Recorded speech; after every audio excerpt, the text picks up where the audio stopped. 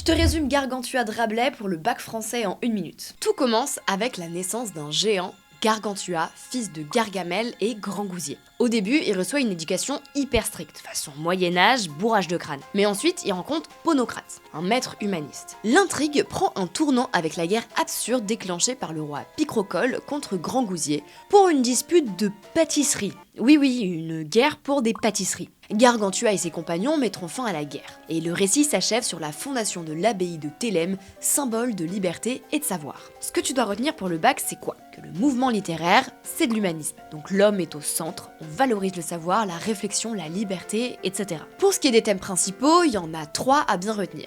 1. L'éducation. Rabelais compare l'éducation médiévale, très stricte, à une éducation humaniste, plus libre. 2. La guerre. Il y a une grosse satire dans l'épisode de la guerre contre Picrochole. C'est absurde, violent et complètement ridicule. Il se moque de cette soif de pouvoir. Et enfin, 3. La religion. Mais attention, c'est pas contre la foi, c'est une critique des abus religieux, du fanatisme et des dogmes. Et le style dans tout ça. Déjà, Rabelais mélange les genres. Il fait du récit, de l'histoire, de la philo et même de l'art oratoire. Et surtout, il utilise le comique partout. Comique de mots, de situations, d'exagération. On parle d'un géant quand même. Mais c'est un comique qui sert à faire réfléchir. Et la morale là-dedans? Eh ben justement, elle est cachée dans le rire. Il critique une société fermée, violente et invite à penser autrement. Bref, en résumé, Gargantua, c'est pas juste un vieux livre sur un géant qui mange trop. C'est une œuvre qui défend la liberté, le savoir et l'intelligence humaine. J'espère que ce résumé de livre te sera utile et surtout, bon courage pour le bac de français.